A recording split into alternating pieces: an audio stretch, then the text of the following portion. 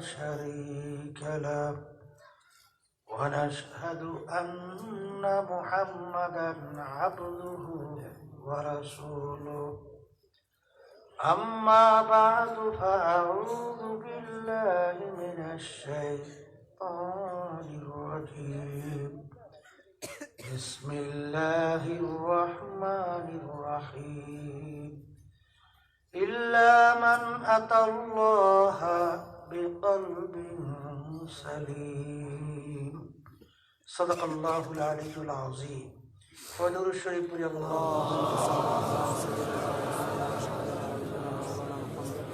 صلى الله عليه وعلى آله وصحبه اللهم صل على سيدنا ونبينا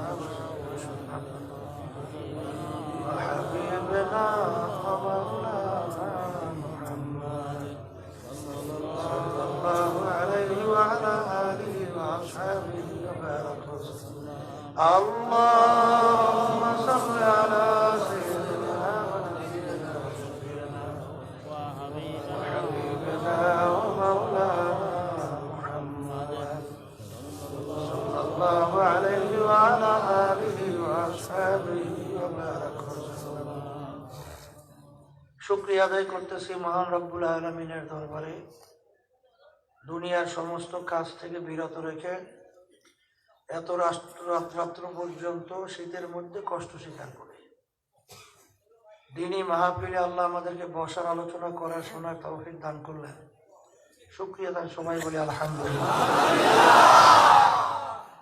যেই ইবাদতের ভিতরে কষ্ট যত বেশি তার সওয়াব তত বেশি সুবহানাল্লাহ হাদিসের ভিতরে আল্লাহ রাসূল সাল্লাল্লাহু আলাইহি ওয়াসাল্লাম বলেছেন মুমিন বান্দা বান্দির যদি একটু কাটার আঘাতও লাগে এর মাধ্যমে গুনাহ মাফ হয় এতক্ষণ পর্যন্ত অনেক হক্কানি আলেমদের জবান থেকে দ্বীনি আলোচনা শুনতেছিলেন আল্লাহ যদি কবুল করেন আরো শুনবেন তবে কথা একটা হলো এই জানার সঙ্গে আমল না থাকলে ওই জানার কোনো মূল্য নাই আল্লাহ রাসূল সাল্লাল্লাহু আলাইহি ওয়াসাল্লাম বলেছিলেন আল ইলমু বিলা আমালিন কা জামালিন বিলা রূহিন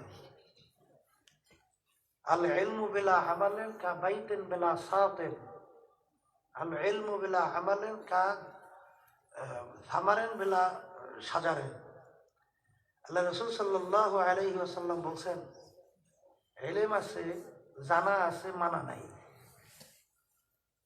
ঘর আছে ঘরের ছাদ নাই এই ঘরের কোনো মূল্য আছে না উট আছে উটের রূহ নাই উটের কোনো মূল্য আছে না ফল গাছ লাগাইছেন ফল খাওয়ার জন্য গাছে ফল নাই ফল ধরে না এই গাছের কোনো মূল্য আছে না তো ইলম আছে আমল নাই এরকম আল্লাহ উদাহরণ দিয়ে বলছেন হুবহু এরকমই আমি সংক্ষেপে বোঝার জন্য আপনাদের সামনে কোরআনুল কারীম থেকে আয়াত শরীফ তেলাওয়াত করছি আয়াতের ভিতরে আল্লাহ বলছেন সুস্থ কলব স্বচ্ছ কলব পরিষ্কার কলব ছাড়া আমার বেহেশতে জায়গা হবে না কি বলছেন আল্লাহ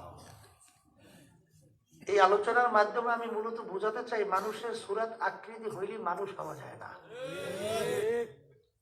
মানুষের সুরাত আকৃতি হইলে যদি মানুষই হওয়া যায় কবি এক কথায় বুঝাতে যায় বলছিলেন গরবা সুরাত আদমে ইনসানুদে আহমাদু বুদ জেহলে হাম এক সাবুদে আল্লাহ রাসূল সাল্লাল্লাহু আলাইহি ওয়াসাল্লামকে দেখতে আবু জাহালকে দেখতে অঙ্গ প্রত্যঙ্গের দিকে কোনো পার্থক্য আছে না আল্লাহ রাসূল সাল্লাল্লাহু আলাইহি ওয়াসাল্লামের হাত মোবারক দুইটাই ছিল আবু জাহাল ওর হাত কানের দিক থেকে পায়ের দিক থেকে কোনো পার্থক্য আছে না আল্লাহর হাবিবের নাম শুনলে দুরূদ পড়া ওয়াজিব হয় আর আবু জাহাল ওর নাম শুনলে লানাতুল্লাহি আলাইহি আল্লাহর গজবের উপরে পড়ছে আরো বড় কথা ঠিক কি না ঠিক তাহলে বোঝা গেল মানুষের আকৃতি সুরাতুল মানুষ হওয়া যায় না আল্লাহ রাব্বুল আলামিন কোরআনুল কারীমের বলেন ওয়ালাকাদ কাররামনা বানি আদম যত মাখলুকাত 18,000 আমি কম বেশি সৃষ্টি করছি এর ভিতরে সর্বশ্রেষ্ঠ সম্মানিত মানুষ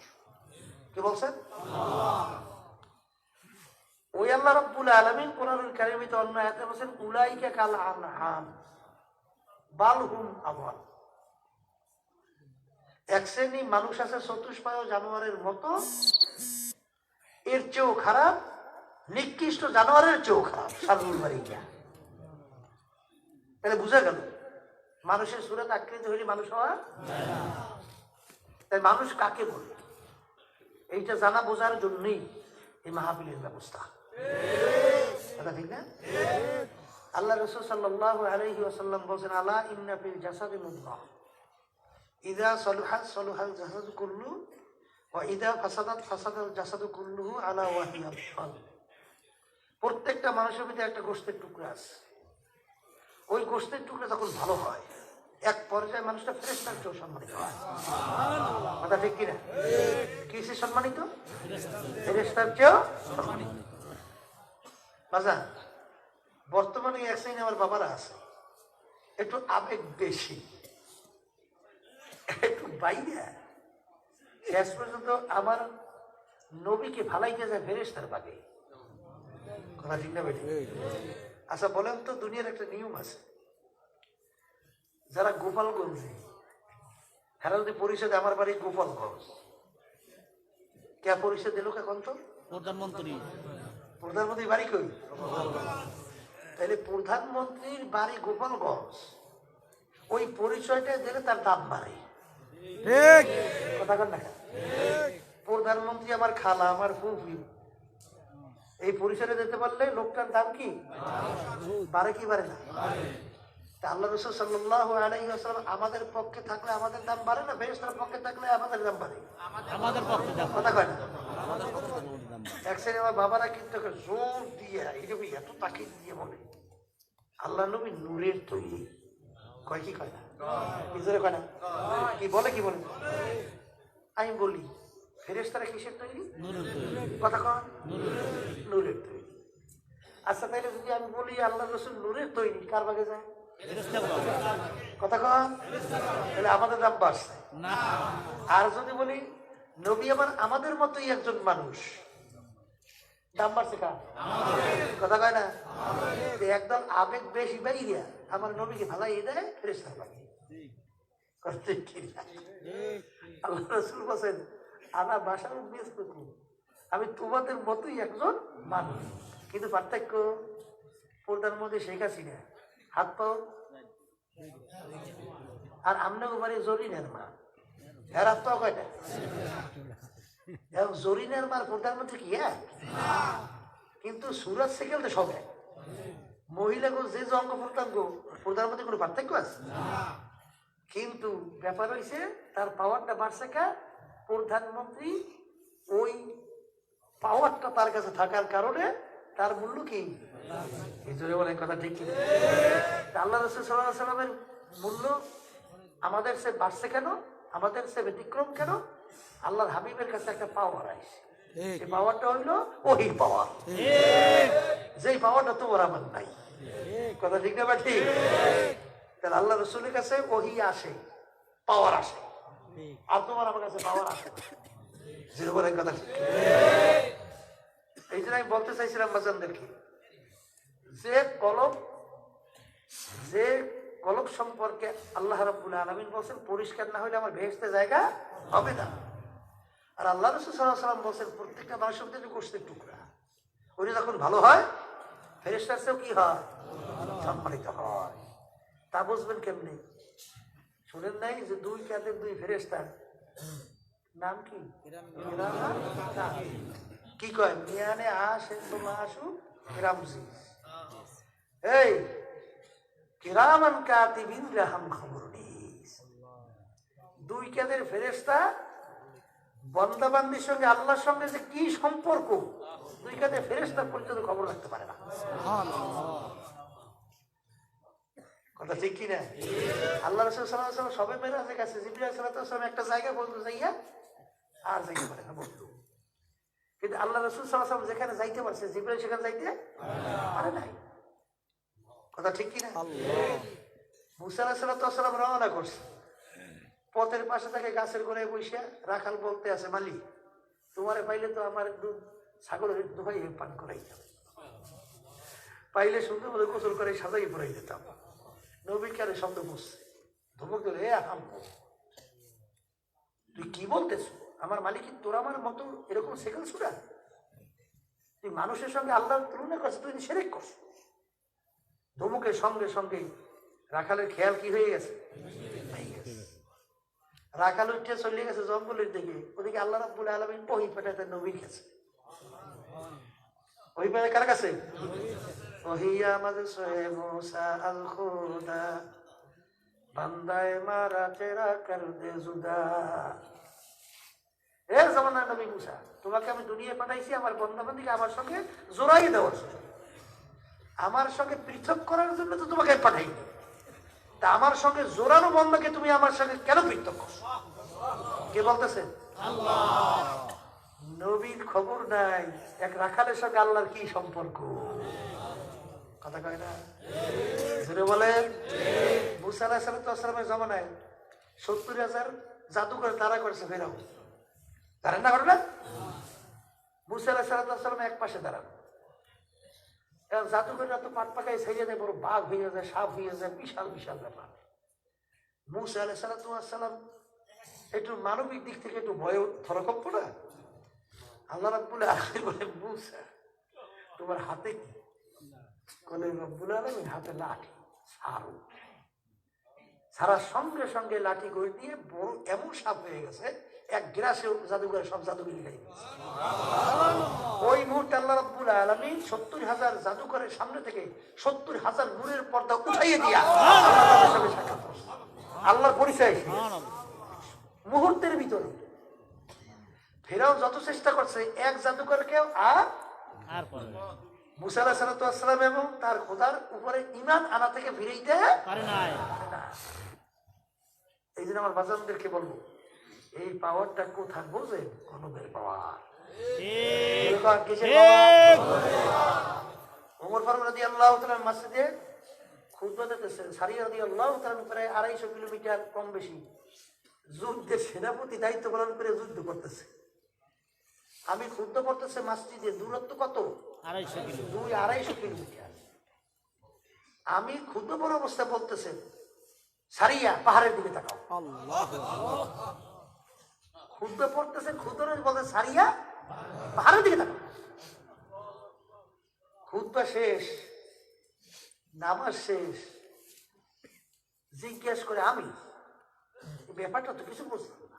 বলে তা সারিয়া রাদিয়াল্লাহু তাআলা যুদ্ধ করার পরে ২৫০, ২০০ কিলোমিটার বা ৩০০ কিলোমিটার দূর, আপনি কি বললেন সারিয়া পাহাড়ের দিকে তাকাও? ওমর রাদিয়াল্লাহু তাআলা বলতেছেন, আমি দেখতেছি সারিয়া তার সৈনিকদেরকে নিয়ে যুদ্ধ করতেছে, পিছনে পাহাড়, শত্রুরা পিছন থেকে ষড়যন্ত্র করিয়া ওখান থেকে আক্রমণ করার জন্য প্রস্তুতি নিতেছে। সারিয়া রাদিয়াল্লাহু তাআলা এবং তার সাথে সৈনিকদের কোনো কি নাই, খবর নাই। তখন আমি এখান থেকে বইলে দিই, সারিয়া পাহাড়ের দিকে তাকাও। কোথায় ২৫০-৩০০ কিলোমিটার দূর, আর এখানে বসে সারিয়া পাহাড়ের দিকে তাকাও। এখন সবার ভিতরে একটু কৌতূহল লাগছে না? মুসলমানরা আল্লাহর রহমতে বিজয় লাভ করছে। সারিয়া রাদিয়াল্লাহু তাআলা দলবল নিয়ে যখন আসতেছে, কিছু আগ্রহী আল্লাহর বন্দারা সামনে যাই দাঁড়াই গেছে। আমি সারিয়া রাদিয়াল্লাহু তাআলা জিজ্ঞেস করে, ভাই সারিয়া, অমুক দিন জুমার সময় আমিরে কোনো নির্দেশ তুমি পাইছি? কল হা পাইছি। বলে কি পাইছি? বলে আমরা যুদ্ধ করতেছি, পিছনের শত্রুরা পরিকল্পনা করছে আমাদের আক্রমণ করবে। এই মুহূর্তে যদি আমির আমাদেরকে নির্দেশ না করতো, তাহলে হয়তো বা তারা আমাদেরকে আক্রমণ করে আমাদের সব ধ্বংস করে পারত। যখন নাকি আমিরের নির্দেশ পাইছি, আমরা শত্রুর উপরে আক্রমণ করি, আল্লাহর ফজলের বিচার লাভ করছি। কোথায় রয়েছে ওমর রাদিয়াল্লাহু তাআলা? কথা বুঝেন? এই যে অবস্থানটা, এইটা কি বলা হয়? মারিফাতের ভাষায় কাশ। কথা বুঝেন? এর ইতিহাস তার অভাব নাই। রশিদ আহমদ গঙ্গির রহমতের ইতিহাস পড়বে, হাজী ইবনে মুহাজির মক্কি রহমতুল্লাহ ইতিহাস পড়বে, পড়লেই বুঝবে যে ঘটনা কোথায় কি ঘটছে। কি কথা ঠিক না? এই জন্য আমার বাজানদেরকে বলবো, তাইলে আসলে মানুষ ভালো মন্দের মাপকাঠি কির উপরে? জয় করেন, আবার সবাই মুখ খুলে বলেন কির উপরে? যার কলম ভালো বলেন সে ভালো মানুষ, যার কলম খারাপ। আর আল্লাহ শর্তও লাগাইছেন, ইল্লা মান আতাল্লাহা বিকলবিন সালিম, সুস্থ পরিষ্কার কলব ছাড়া আমার বেহেশতে জায়গা নাই। জোরে বলেন কথা ঠিক কি? এই জন্যই আল্লাহর বান্দাদেরকে বলবো, এই যে আল্লাহর খাস বান্দারা হক্কানি ওলামায়ে কেরাম, আমার আব্বাজান রহমাতুল্লাহ, আমার দাদাজান রহমাতুল্লাহ আলাইহি যত হক্কানি আল্লাহর ওলিদের কথা শুনছেন, তারা বলতেন যে বাজার এই বাহ্যিক শরীরটার কোনো মূল্য নাই, মূল তোমার মূল্য হইল কলব, আর কলবকে ভালো করেই কবরে যাওয়া লাগবে। কথা ঠিক না? এখন এক ব্যক্তির কাছে কোরমা ফল লইয়ে গেছে, জ্বর হইয়া জিভটা গেছে তিনটার মতো নষ্ট হইয়া, এখন যত কোরমা পোলাও খায়, কি কোরমা পোলাও স্বাদ পায়? কত তিনটা লাগে, কি লাগে? এখন সে যদি বলে এই মেয়ে খাদ্য নিয়ে আসে, খালি তিনটা বলে, বেটা খাদ্য তো দোষ না, দোষ তোর জিভে, তোর জিভে তো বেটা জ্বর হয়েছে, নষ্ট হয়েছে। এখন তুমি যদি এইটা নামাই নিয়ে যদি ঝগড়া করো, হ্যাঁ বেটা তোর খাদ্যই খারাপ, তোর কপাল ওটা পড়ছে, ওই রোগ বাইরেও একজন ধ্বংস হয়ে যেতে পারে, ঠিক না? এক শ্রেণী আমার বাজানরা আছে, এই মাঝদের মসজিদে যখন আজান দেয়, আসসালাতু খায়রুম মিনান নাওম, ঘুম হইতে নামাজ ভালো। এক শ্রেণী আল্লাহর বান্দা বান্দিরা এই শীতের প্রচন্ডের ভিতরে ল্যাপ কম্বল ফালাইয়া ঘুম থেকে উঠে অনেক সময় ঠান্ডা পানিতে উজু করিয়া আমার মালিকের সামনে আল্লাহু আকবার তাকবীর বইলে দাঁড়াইয়া যায়। আরেক শ্রেণীর ওই সময় দেখবেন ল্যাপ কম্বল মুড়ে দিয়ে আর নাক কাইনা ঘুমায়। বলেন কথা ঠিক কিনা? এক শ্রেণীর মানুষ যখন মসজিদে মুয়াজ্জিন আযান দেয়, সমস্ত কাজ ফালাইয়া দৌড়াইয়া যায় মসজিদে দাঁড়ায়। আর এক শ্রেণী মানুষ আজান শোনে, ওখান থেকে ভাইগা মসজিদ থেকে পালায়। বলেন কথা ঠিক কিনা? তার কাছে নামাজ ভালো লাগে না, রোজা ভালো লাগে না, আমার মাওলার জিকির ভালো লাগে না, ভালো কাজ ভালো লাগে না। তাইলে বাজান এইটা কিন্তু নামাজের দোষ না, রোজার দোষ না, এইটা হলো তোমার কলব নষ্ট হইয়া যাওয়ার কারণ। ধরে বলেন কথা ঠিক কিনা? যেই কপাল পুরা বলবে নামাজ লাগে কিসে, রোজা লাগে কিসে, আমার কাছে ভালো লাগে না, পড়বই না, ওর কপাল পইরা ধ্বংস হইয়া জাহান্নামে যাওয়া ছাড়া কোনো গতি নাই। আর যে বুঝবে ব্যাপার কি, আমার কেন নামাজ ভালো লাগে না, আমার কেন রোজা ভালো লাগে না, আমার কেন মাওলার জিকির ভালো লাগে না, আমার কেন আল্লাহর হুকুম নবীর তরিকা অনুযায়ী চলতে ভালো লাগে না, নিশ্চয়ই আমার কলম নষ্ট হয়ে গেছে। যেই রোগী বুঝবে আমার জিহ্বা নষ্ট হয়ে গেছে, ওই রোগী দৌড়াইবে ডাক্তারের কাছে। বরিশাল ডাক্তার যদি বলে রোগী তোমার এই চিকিৎসা বরিশালে নাই, ঢাকা দৌড়াও। ঢাকা যাওয়ার পরে যদি বলে তোমার চিকিৎসা বাংলাদেশে নাই, অমুক জায়গায় দৌড়াও, অমুক সিঙ্গাপুর বড় বড় উন্নত মানের চিকিৎসা, ওখানে দৌড়াও। বাজান বাড়িঘর এমনকি জায়গা জমি বিক্রি কইরাও শরীরের চিকিৎসা করে কি করে না? এরপরেও কিন্তু একদিন মরণ লাগবে না, লাগবে না? মুখ খুলে কথা কয়, যত চিকিৎসা করো না কেন মৌত কিন্তু তোমার পিছন ছাড়ে নাই। একজন জিজ্ঞাসা করে, হুজুর মৃত্যুর কি কোনো নির্ধারিত ঠিকানা আছে, সময় আছে? হুজুর বলছেন হ্যাঁ আছে, তুমি যেদিন জন্মগ্রহণ করছো নির্ধারণ হয়ে গেছে তুমি একদিন মরবা। কথা না? এই জন্ম মানে কি? জোরে কম, জন্ম মানে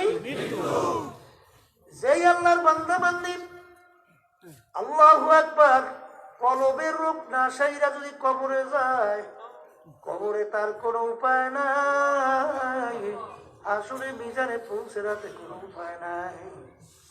আরে ওলামায়ে কেরাম এত পা ধরে বাজান ফেরো, কলব পরিষ্কার করো, তারপর মাওলার কবরে দিয়ে রওনা করো। বাজান অনেক সময় দেখা যায় আমাদের ওলামায়ে কেরামদেরকে বাংলাদেশের ভিতরে গালাগালি করেন একদল আছে না নাই? ওলামায়ে কেরামদের ঘাড় মটকে আনার হুমকি দেওয়ার মতো আছে না নাই? হ্যাঙ্গা ভাইঙ্গা ফালা দেওয়ার হুমকির দেওয়ার মতো আছে না নাই? বাজান তারপরেও কিন্তু আমরা তাদেরকে বলি বাজান ফেরো। কারণ আমার আব্বাজান বলতেন, বাজান 2-2.5 বছরের বাচ্চা পেয়ালা নিয়ে পানির ঘাটলায় যাইয়া পানি পাইয়া পানিতে খেলা করে খটখট করিয়া হাসে। ঘাটলার কোন লোক নাই। আরে বুঝদার মানুষ যখন পুষ্করির পাশ থেকে রওনা করবে, যখন দেখবে ঘাটলায় বাচ্চা একা পানি নিয়ে খেলা করে, আর কোন লোক ঘাটলায় বড় মানুষ বুঝদার নাই, তখন বুঝদার জিব্বায় কামড় দিয়ে দৌড় দিয়ে দিয়ে বাচ্চাকে ধরে। বাচ্চার পানির খেলার মজা সুইটা যায়, ধরিয়া তাকে লাথি মারে, কামড় মারে, চিল্লায়। সে পানির পাশ থেকে যাবে না। বুঝদার বড় বাচ্চা রে, তুমি আমাকে যত লাইট দেওয়ার, যত চিল্লাওয়ার, যত কামড়াও, তোমাকে আমি একা পানির পাশে রাইখা যাইতে পারবো না। তোমার তো পানি সম্পর্কে জানা নাই। এই পানি নিয়ে খেলা করতে করতে খোদা না কাজটা যদি টুকরাইয়া পানির ভিতরে পড়ে যাওয়া, আর তো বাজার কোনদিন আরো দুনিয়াদার পাগল আমার বাবারা, আজকে দুনিয়া ক্ষমতা পাইয়া টাকার গরমে, ক্ষমতার গরমে, দলের গরমে, সম্পদের গরমে, সম্মানের গরমে, পদের গরমে বাজার ধরাকে সরা জ্ঞান মনে করো না। আলেমুল আমাদেরকে গালি দাও, তারপরে আলেমুল আমার বলে বাজান পাদর্শী ফেরো ফেরো। বাজান তুমি তো বুঝলা, তুমি তো দুনিয়ার মেয়েদের সঙ্গে আড্ডা মারতে মজা পাইছো, গান বাজনা বেহাপনায় ঢোল বাজতে মজা পাইছো। বাজান সরকারি ক্ষমতায় দলে থাইকা চরিত্র খারাপ কইরা টেন্ডারবাজি, চাঁদাবাজিতে মজা পাইছো। সরকারি ক্ষমতায় থাইকা বাংলাদেশের 18 কোটি জনগণের মালামাল চুরি করতে মজা পাইছো। বাজান তুমি তো জুলুমে মজা পাইছো, কিন্তু তুমি নামাজ পড়ো না, তুমি রোজা রাখো না, মিথ্যা কথা বলো, জুলুমের ভিতরে লিপ্ত হও। তুমি তো জানো না রে বাজান, তুমি তো জাহান্নামের কিনারায় বসে খেলা করতেছ। আমার মাওলার হুকুম অনুযায়ী আজরাইল আলাইহিস সালাতু ওয়াস সালাম পিছনে হাত পাইতে দাঁড়াইয়া আছে। আমার মালিক যখন বলবে আজরাইল ধর, ওই অবস্থায় যদি থাবা দিয়া বসে, বাজার আর তো বুঝি কোনদিন।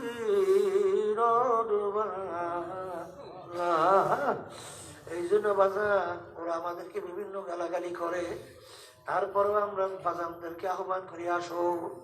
বাজান তোমরা না বুঝিয়া করতেছ, বাজান যখন তোমাদের ভুল হবে তখন আফসোস করবা জীবনটা কোন পথে নষ্ট করলাম।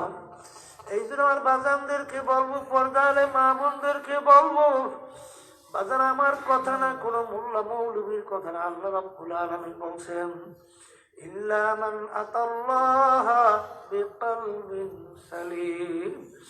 বাজান সুস্থ কলব ছাড়া মাওলার বেহেশতে যাওয়া যাবে না। তোমার কলব সুস্থ না অসুস্থ তুমি কিভাবে বুঝবা? তোমার যখন নামাজ পড়তে ভালো লাগবে, যখন তোমার আল্লাহর হুকুম পালন করতে ভালো লাগবে, নবীর তরিকা অনুযায়ী চলতে তোমার ভালো লাগবে, তখন তুমি আল্লাহর দরবারে শুকরিয়া আদায় করো, মালিক কোটি শুকরিয়া, তুমি আমার কলবকে পরিষ্কার কইরা দেছো। আর এই কলব পরিষ্কার করার জন্য বাজান আল্লাহ আল্লাহু আকবার এর চিকিৎসক হলো হক্কানি উলামায়ে কেরাম, পীর বুজুর্গেরা। জোরে বলেন কথা ঠিক না? শরীরের চিকিৎসার জন্য আজকে সমস্ত কিছু বিসর্জন দিয়া বিক্রি কইরা রাস্তার ফকির হইয়া চিকিৎসা করলাম, তারপর একদিন মারা যাওয়া লাগবে। আর খোদার আকাশটা যদি কলবের রোগ নিয়ে কবরে যাও, আল্লাহর হাবিব বলছেন রাউযাতুম মিন রিয়াদিল জান্নাহ আও হুফরাতুম মিন হুফারিন নার। আরে কোন নাফরমানের কবরে জাহান্নামের আগুন এসে ভইরা যাবে। আল্লাহ আপনি আমাদের সবাইকে মাফ কইরা দিবেন। আরে 99 তিনমিনা লাউ নুফিকা ফিল আরদি মা আনবাতাত খাদিরা আল্লাহর হাবিব বলছেন 99 বিষাক্ত সাপ জমা হইয়া নাফরমানকে পেঁচাইয়া পেঁচাইয়া কিয়ামত পর্যন্ত ঠুকরাইতে থাকবে। বাজার সাপের কেমন বিষ যদি দুনিয়ার ভিতরে ফুক দিল গাছপালা মাথা জাগাতে পারতো না। বর্তমান যুগে বোঝা বড় সহজ, অ্যাটম বোম তৈরি করে ম্যাটেরিয়ালস অল্প একটু একটু বস্তু বাজার, ওই বস্তুটা যদি একটা এলাকার ভিতরে ছাইরা দেয় ওর পাওয়ারে সমস্ত গাছপালা মানুষ পশু সব হইয়া সাফ হইয়া যায়। এতটুকু অ্যাটম বোম, যেই অ্যাটম বোম যেই ম্যাটেরিয়াল দিয়া তৈরি করলো, সেই অ্যাটম বোমের ম্যাটেরিয়াল কোথা থেকে সংগ্রহ করলো? খনিজ থেকে। এ ধরে বলো কথা ঠিক না বেটি? এই খনিজের ভিতরে এই পদার্থ কে দিল? ওর ভিতরে আমার মাওলা এত পাওয়ার দিতে পারে, তাহলে আমার মালিক সাপের ভিতরে এত কেন বিষ দিতে পারবে? এই জন্য আমার বাজানদেরকে বলবো, এ দুনিয়াদার পাগল আমার বাজানরা, পর্দার মা বোনেরা, বাজান আল্লাহ রাসূল সাল্লাল্লাহু আলাইহি ওয়াসাল্লাম বলছেন কিয়ামতের ময়দানে নাফরমান উঠবে, জমিনটা হবে তামার জমিন, গাছ নাই, বাড়ি নাই, ঘর নাই, পানি নাই। আরে সূর্য এক হাত বা সোয়াদ মাথার উপরে উপর করে আমার মাওলা ছাইরা দেবে। সূর্যের তাবে কিয়ামতের ময়দানটা পুইরা লাল চামড়ার মতো লাল হইয়া যাবে। ভাগুই না কোনো জায়গা নাই, গাছ নাই, বাড়ি নাই, ঘর নাই। একটা পাতিলের ভিতরে পানি চাউল দিয়ে যখন নিচের আগুন ধরাইয়া দেওয়া হয়, কিছুক্ষণ পর দেখবা পাতিলের ভিতরে চাউল পানি টকবক করে উঠলে উঠাইয়া পাইলা কাদা দিয়া আস্তে বাইয়া বাইয়া পড়তে থাকা।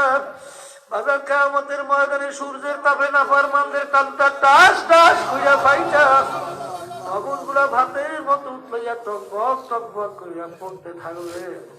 লা ইয়ামুতু ফিহা ওয়া লা ইয়াহইয়া। এ মুসলমান যারা ঈমান আনছো, আল্লাহকে বিশ্বাস করো, এটাও বিশ্বাস করা লাগবে। বাজান রে, কিয়ামতের ময়দানে আল্লাহর হাবিব হাউজে কাউসারের পাশে যাইয়া উম্মতদেরকে ডাক করবে, আসো আসো, এক গ্লাস হাউজে কাউসারের পানি পান করাবো। 50,000 বছর সময়ের মধ্যে আর পানির পিপাসা লাগবে। কোটি কোটি উম্মত দৌড় মারবে আল্লাহর হাবিবের সামনের নিচে যাওয়ার জন্য। পথের ভিতরে কতিবার উম্মতকে ফেরেশতারা টাইনা ধইরা রাখবে, গলা ফাটা চিৎকার মারবে, ইয়া রাসূলুল্লাহ, ইয়া হাবিবাল্লাহ, আপনি আমাদেরকে আসতে বলছেন, ফেরেশতারা আসতে দেয় না। আল্লাহ রাসূল ফেরেশতারা ছাড়ো, এক গ্লাস হাউজে কাউসারে পানি পান করাবো। 50,000 বছরের সময় আর পানির পিপাসা লাগবে না। ইয়া রাসূলুল্লাহ, ইয়া হাবিবাল্লাহ, আপনি তো দুনিয়ার ভিতরে ছিলেন না, আপনার এই নাফরমান উম্মত, আল্লাহু আকবার, আপনার সুন্নাত দাড়ির উপরে অস্ত্র লাগাইছে। এরা নামাজ পড়ে নাই, রোজা রাখে নাই, এরা পর্দা করে নাই, হারাম হালাল তমিজ করে খায় চলে নাই। আরে আল্লাহর এবং আপনার বিরুদ্ধে, আপনার নিয়মের বিরুদ্ধে এরা স্লোগান দিছে। আলেমর আমাদের হক্কানি তাদের বিরুদ্ধে চারণ করছে। বলার সঙ্গে সঙ্গে আল্লাহর হাবিবের দিল মোবারকে কষ্ট লাগা যাবে। আল্লাহ রাসূল বলবেন, সোপান সোপান, দূর তোরা তোরা বাজা কি যাত না বিষয় বুঝিবে সে কিসে, তবু আসে বিষয় ধ্বংসিনী ধরে। যার শরীরের ভিতরে আগুন লেগে যায়, সেই একমাত্র আগুনের মর্ম জ্বালা বলবে। যার ভিতরে বিষ ঢুইকা যায়, সে একমাত্র বিষের মর্ম জ্বালা বলবে। যেই অবস্থায় পইরা যাবে, সে একমাত্র বলবে। পাগলা কুকুর কামড়াবার জন্য তারাই আসতেছে, পাগলা কুকুর থেকে বাঁচার জন্য তুমি দৌড়াও। সামনে দেখো একটা দরজা খোলা, দরজার ভিতরে ঢুকলে তুমি পাগলা কুকুর থেকে বাঁচবা। তখন দরজার সামনে ঢোকার জন্য যখন ঢুকবা, হঠাৎ ভিতর থেকে কি জানি দরজার টাচ করে আটকায়া দিল। ওদিকে পাগলা কুকুর ধা ধা করে আসতে আসে কামড়াবার জন্য। ফেরেশতারা যখন ওই আল্লাহু আকবার নাফরমানকে ধইরা রাখবে, তারা এরকম কলিজা ফাটা চিৎকার পাবে, ইয়া রাসূলুল্লাহ, ইয়া হাবিবাল্লাহ, আপনি আসতে বলছেন, ফেরেশতারা আমাদেরকে আসতে দেয় না। আরে যখন এই কথা বলবে, আল্লাহর হাবিবের দেল মোবারকের ভিতরে কষ্ট লাগিয়া যাইবে। এই জন্য আমার বাজানদেরকে বলবো, বাজান, সৎসঙ্গে স্বর্গবাস, অসৎসঙ্গে সর্বনাশ। তুমি একজন হক্কানি আলেমদের সঙ্গে উঠা বসা করো, জাকিরিনের সঙ্গে একটু উঠা বসা করো, ভালো মানুষের সঙ্গে চলাফেরা করো, দেখবা আল্লাহর ফজলত করমে তুমি অল্প দিনের ব্যবধানে একজন ভালো মানুষ হইয়া যাবা, তুমি একজন নামাজি হইয়া যাবা, তুমি একজন জাকিরিন হইয়া যাবা। তুমি আল্লাহর ফজলত করমে দেখবা দিনের দিন তোমার দেল নাকে ঝোঁকবে, গুনার থেকে ফেরবে। আল্লাহর ফজলত করমে তোমার কলব পরিষ্কার হইতে থাকবে। এরপরে এমন একটা অবস্থান হবে, হার তামান্না दिल से रुखसात हो गई, अब तो अब तो खेलुआ মালিক, তুমি এখন আমার কলমের দিকে তাকাইয়া দেখো, আমার কলমের ভিতরে এখন কোনো কাইরুল্লাহ বলতে নাই। আমার কলমটা একেবারে পরিষ্কার পরিষ্কার। এখন দয়া মায়া করে তুমি একটু তোমার কুদরতি কোলের ভিতরে টান দিয়া দাও। আর আমার মালিক তো বলছেন,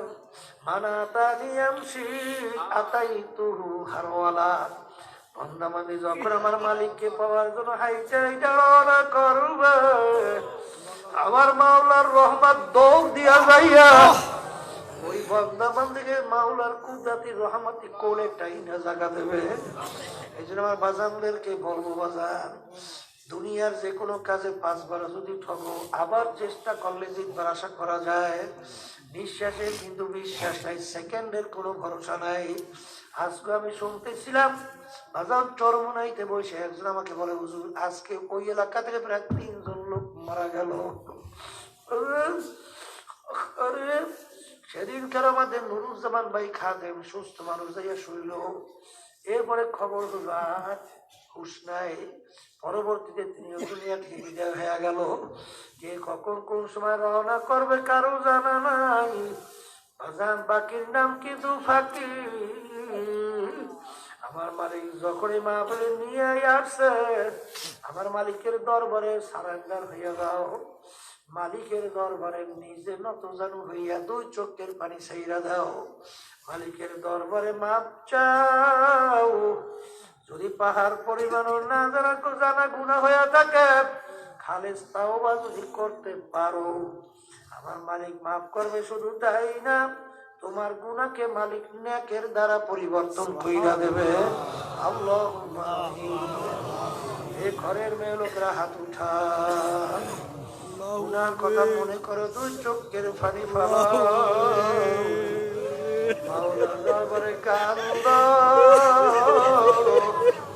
আর মালিকের দরবারে মাপ চাও।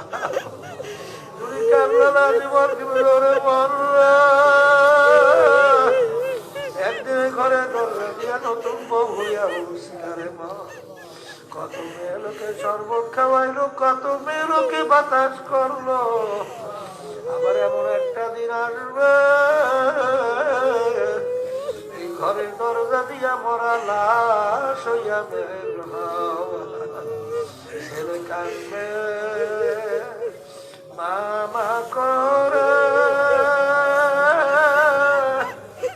কাঁদবে মামা করে, জবাব তো আর দিবা না। আল্লাহ আপনাকে মাঠে দিয়ে চাইয়া দেখে, এত রাত্র পর্যন্ত ঠান্ডার মধ্যে আপনার বন্দারা 2 হাত তুলে 2 চোখের পানি ছাইরা আপনার দরবারে মাপ চায়। করে আপনি আমাদের জীবনের গুনাহকে মাফ করে দেন। হে আল্লাহ আপনাদের হাত ধরলাম জানি না এই উপজেলার কার আম্মা কার আব্বা কার আত্মীয় স্বজন ওই অন্ধকার কবরে সে আমাদের দিকে চাইয়া রয়েছে, আমাদের জন্য দোয়া করেনি। আমরা দোয়া করলাম দয়া মায়া করে আপনি তাদের জীবনের গুনাহ খাতাগুলো মাফ করে দিন। আল্লাহ তাদের কবরকে বেহেশতের বাগান বানাইয়া দেন।